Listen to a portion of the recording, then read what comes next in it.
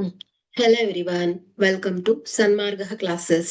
ಸಂಖ್ಯಾ ಪದ್ಧತಿ ಅಧ್ಯಾಯದ 40ನೇ ಪ್ರಶ್ನೆಯನ್ನ ಗಮನಿಸಿ. 5 ವರ್ಗಮೂಲ x ಪ್ಲಸ್ 7 ವರ್ಗಮೂಲ y, 12 x ವರ್ಗಮೂಲ x ಮೈನಸ್ 9 ವರ್ಗಮೂಲ y ಮತ್ತು ಮೈನಸ್ 8 ವರ್ಗಮೂಲ x ಪ್ಲಸ್ 3 ವರ್ಗಮೂಲ y ಇವುಗಳ ಮೊತ್ತ ಕಂಡುಹಿಡಿಯಿರಿ. ಸೊ ಇಲ್ಲಿ 5 ವರ್ಗಮೂಲ x ಪ್ಲಸ್ 7 ವರ್ಗಮೂಲ y ಪ್ಲಸ್ 12 ವರ್ಗಮೂಲ x ಮೈನಸ್ 9 ವರ್ಗಮೂಲ y ಪ್ಲಸ್ ಮೈನಸ್ 8 ವರ್ಗಮೂಲ x ಪ್ಲಸ್ 3 ವರ್ಗಮೂಲ y.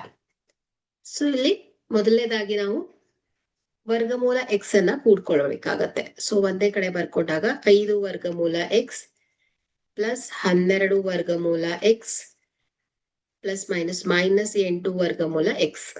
ಈಗ y ಅನ್ನ ಕೂಡ್ಕೊಂಡಾಗ ಪ್ಲಸ್ 7 ವರ್ಗಮೂಲ y ಮೈನಸ್ 9 ವರ್ಗಮೂಲ y ಪ್ಲಸ್ 3 ವರ್ಗಮೂಲ y.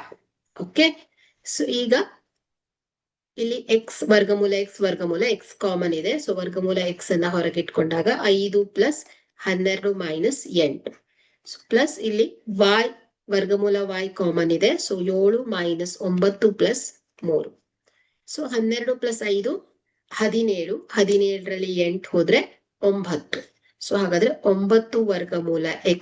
ಸೊ 7 ಪ್ಲಸ್ 3 10, 10ರಲ್ಲಿ ಮೈನಸ್ 9. ಸೊ ಏನಾಗುತ್ತೆ ಪ್ಲಸ್ 1 ವರ್ಗಮೂಲ y ಆಗುತ್ತೆ. ಓಕೆ, ಸೊ ಇವುಗಳನ್ನ ಕೂಡಿದಾಗ ಬರುವಂತದ್ದು 9 ವರ್ಗಮೂಲ x ಪ್ಲಸ್ 1 ವರ್ಗಮೂಲ y ಆಗಿದೆ. Thank you.